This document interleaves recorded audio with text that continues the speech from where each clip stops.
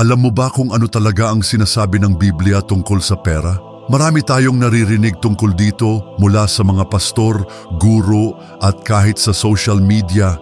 Pero ang tanong, ito ba talaga ang itinuturo ng salita ng Diyos? Sa loob ng maraming siglo, may isang mahalagang katotohanan na tila nais itago sa atin at may isang nilalang na ayaw na malaman mo ito, si Satanas. Bakit? Dahil alam niyang kapag natutunan mo ang tunay na prinsipyo ng Diyos tungkol sa pera, magbabago ang buhay mo. Hindi ka na magiging alipin ng takot, ng kakulangan o ng maling paniniwala na pumipigil sa iyo para umunlad. Sa video na ito, ibubunyag natin ang tunay na sinasabi ng Biblia tungkol sa pera, hindi ayon sa tradisyon o sa opinyon ng tao, kundi ayon mismo sa salita ng Diyos. Ano ang totoong dahilan kung bakit pinagpapala ng Diyos ang ilan habang ang iba ay nananatiling mahirap? Masama nga ba ang pagiging mayaman? At bakit gusto ni Satanas na manatili kang walang alam tungkol dito? Kung gusto mong malaman ang sagot, manatili ka hanggang dulo dahil maaaring ito na ang pinakamahalagang kaalaman na matutunan mo tungkol sa pera at sa buhay mo. Ang malaking maling paniniwala tungkol sa pera, maraming tao ang may maling paniniwala tungkol sa pera, mga paniniwalang maaaring naging hadlang sa iyong tagumpay. Pero ano nga ba ang sinasabi ng Biblia?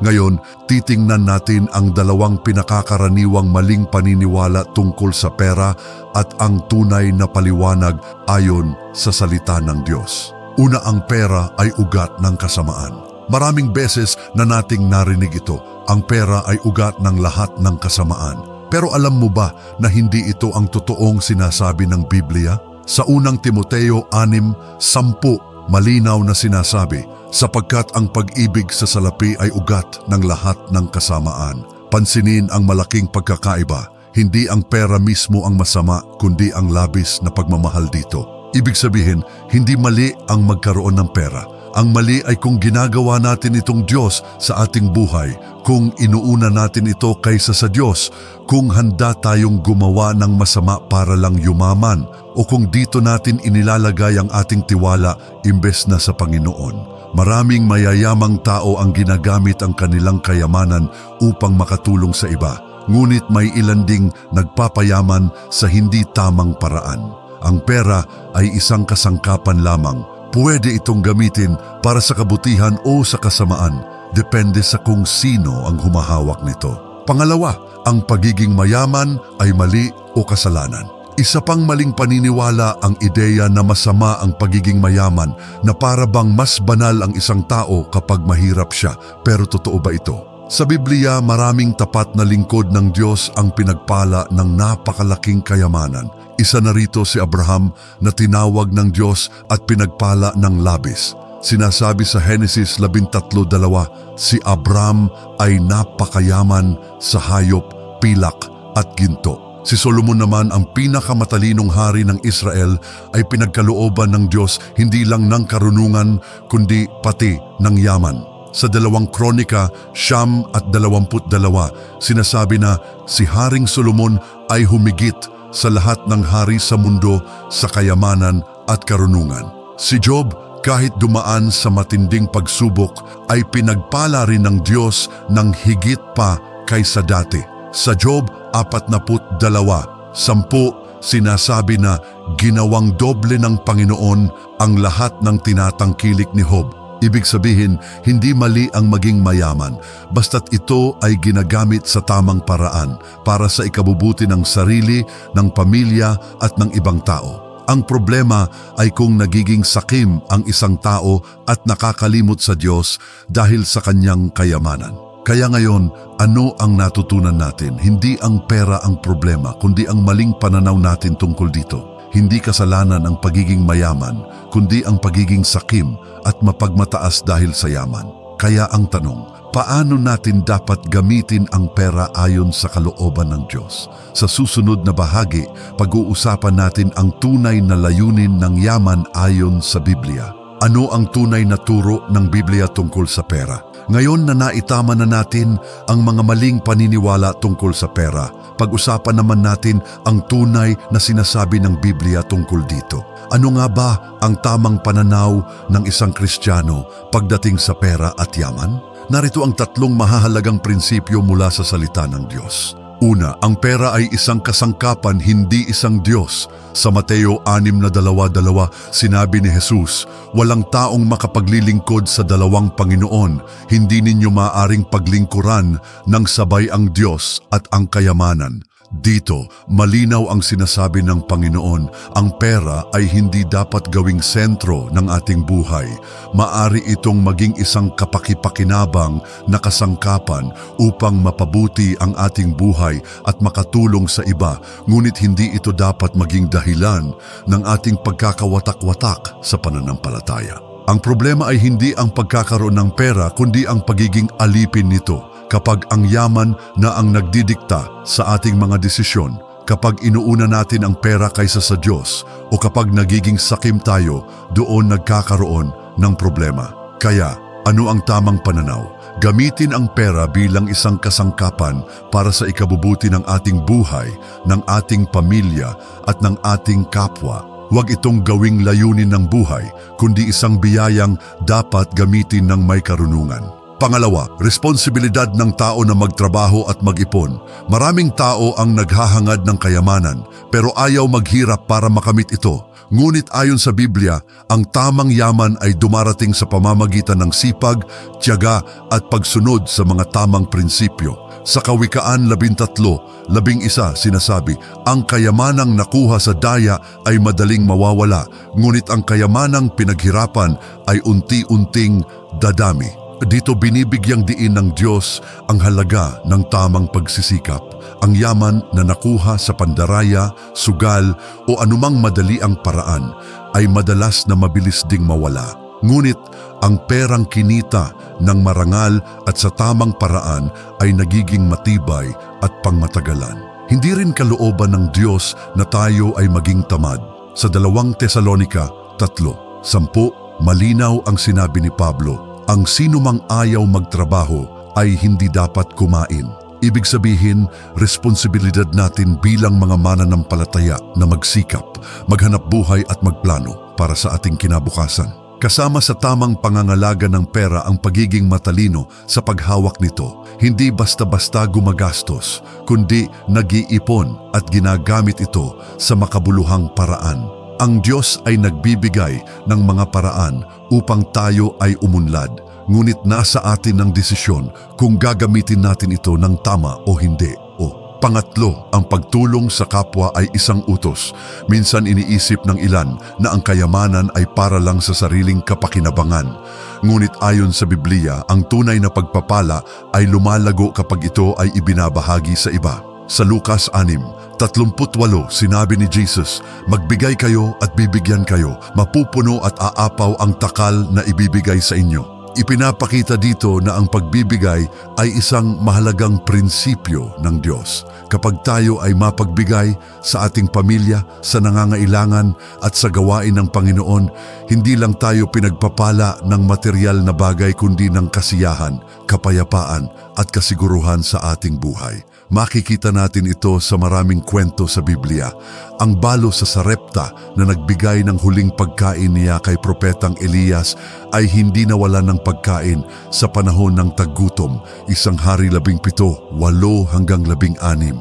Ang batang nagbigay ng kanyang baong tinapay at isda ay ginamit ni Jesus upang mapakain ang libu-libong tao, Juan 6:9-13. Ibig sabihin, ang kayamanan ay hindi lamang para sa ating sarili. Ito ay isang kasangkapan upang makatulong sa iba, upang ipakita ang pagmamahal ng Diyos at upang maging daluyan ng kanyang pagpapala sa mundo.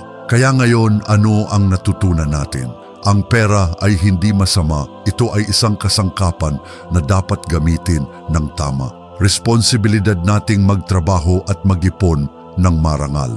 At higit sa lahat, ang tunay na yaman ay nasusukat sa kung paano natin ginagamit ito upang makatulong sa iba. Sa susunod na bahagi, pag-uusapan natin kung paano natin maaaring ilapat ang mga prinsipyong ito sa ating pang-araw-araw na buhay. Ano ang mga praktikal na hakbang upang sumunod sa kalooban ng Diyos pagdating sa pera? Huwag palampasin Bakit ayaw ni Satanas na malaman mo ito? Ngayon na nauunawaan na natin ang tunay na aral ng Biblia tungkol sa pera, isang mahalagang tanong ang dapat nating sagutin. Bakit ayaw ni Satanas na malaman mo ito? Bakit siya nagsisikap na panatilihin kang ignorante o may maling pananaw tungkol sa pera? Simple lang ang sagot, dahil kapag alam mo ang katotohanan, hindi ka na niya kayang kontrolin. Narito ang 3 dahilan kung bakit gusto niyang itago ito sa'yo. Una, dahil gusto niyang manatili kang mahirap at walang lakas, isang mapait na katotohanan.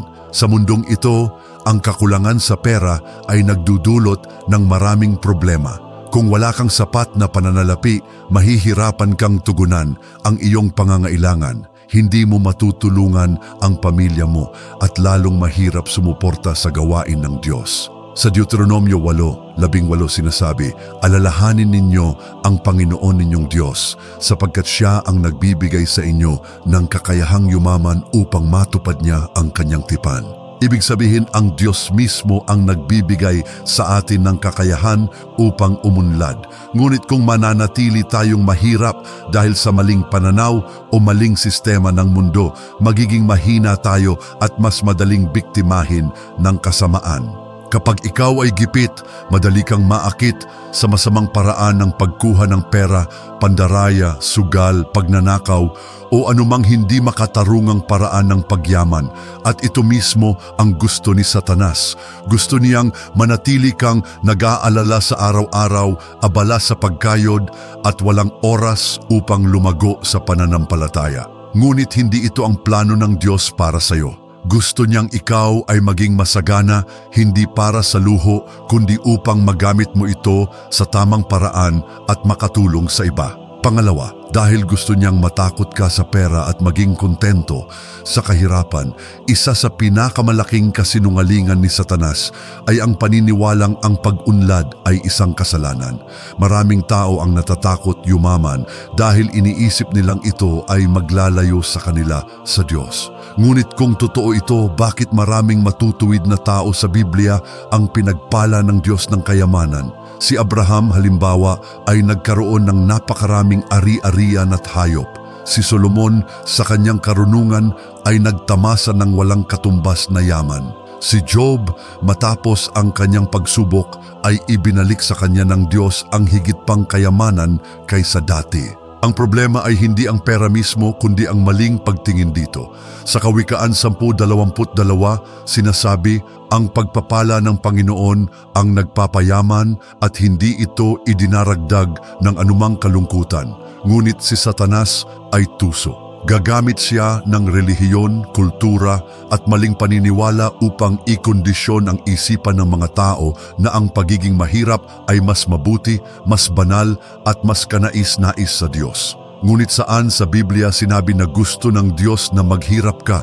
Sa halip, tinuturuan tayo ng salita ng Diyos na gamitin ang ating talino, sipag at pananampalataya upang pagyamanin ang ating buhay sa paraang hindi sumasalungat sa Kanya. Kung natatakot kang magtagumpay dahil sa paniniwalang kasalanan ito, isipin mo, sino ang nakikinabang kapag ikaw ay nananatiling mahirap? Diyos ba o si Satanas? Pangatlo, dahil gusto niyang maputol ang pagpapala ng Diyos sa buhay mo. Kapag ang isang tao ay may tamang pananaw sa pera, hindi lang siya ang pinagpapala, kundi pati ang kanyang pamilya, komunidad at maging ang simbahan. Sa 2 Korinto 9:8 sinasabi, kayang-kaya ng Diyos na pasaganain kayo sa lahat ng bagay upang palagi kayong magkaroon ng sapat at makapagbahagi pa sa iba. Ibig sabihin, ang layunin ng Diyos sa pagpapayaman sa kanyang mga lingkod ay hindi lang para sa kanilang sariling kapakanan, kundi upang sila ay maging daluyan ng kanyang pagpapala sa iba. Ngunit kung maniniwala ka sa kasinungalingan ni Satanas na mas mabuti ang manatiling mahirap, na ang pera ay masama o na hindi mo kailangan ng kasaganaan, paano mo matutulungan ang iba? Paano mo masuportahan ang gawain ng Diyos? Paano mo mabibigyan ng magandang buhay ang iyong pamilya? Kapag ang isang Kristiyano ay may tamang pananaw at tamang pamamahala sa pera, nagiging instrumento siya ng Diyos upang mapalaganap ang kanyang pagmamahal. Maaari siyang magtayo ng mga negosyo na nagbibigay ng trabaho, magbigay ng donasyon sa mga nangangailangan at sumuporta sa mga misyon at ministeryo. At ito mismo ang ayaw mangyari ni Satanas. Gusto niyang manatili kang nasa kakulangan upang hindi mo maisagawa ang kalooban ng Diyos sa larangan ng pananalapi. Dahil kapag ikaw ay pinagpala at ginagamit mo ito para sa ikabubuti ng iba, nagwawagi ang kaharian ng Diyos. Ano ang dapat mong gawin ngayon? Ngayong alam mo na kung bakit gustong itago ni Satanas ang katotohanan ito, may dalawang tanong na dapat mong sagutin. Una, maniniwala ka pa rin ba sa mga kasinungalingan tungkol sa pera? At pangalawa, handa ka na bang sundin ang tunay na turo ng Biblia upang makatanggap ng pagpapala? Sa susunod na bahagi ng video, tatalakayin natin ang mga praktikal na hakbang upang mabago ang iyong pananaw sa pera at ma-apply ito sa iyong buhay. Paano mo maaaring sundin ang mga prinsipyo ng Diyos upang magkaroon ng masaganang buhay? Ano ang dapat mong gawin? Ngayong nauunawaan mo na ang tunay na turo ng Biblia tungkol sa pera at ang mga kasinungalingang gustong ipaniwala ni Satanas, ano ang susunod mong hakbang? Hindi sapat na malaman lang ang katotohanan, dapat mo rin itong isabuhay. Narito ang 3 mahahalagang bagay na dapat mong gawin upang mapalaya ang iyong sarili mula sa maling paniniwala at matamasa ang tunay na kasaganahan ayon sa plano ng Diyos. Una, baguhin ang pananaw mo sa pera. Ang pera ay kasangkapan, hindi kalaban. Una sa lahat, kailangang baguhin mo ang iyong mindset tungkol sa pera. Hindi ito ugat ng kasamaan, hindi ito hadlang sa kabanalan, at hindi ito isang bagay na dapat mong katakutan. Sa halip, isipin mo ang pera bilang isang kasangkapan, isang tool na maaaring gamitin sa mabuti o sa masama, depende sa kung paano mo ito hahawakan. Ang isang matalim na kutsilyo, halimbawa, ay maaaring gamitin upang maghanda ng pagkain para sa pamilya, pero maaari rin itong gamitin upang manakit.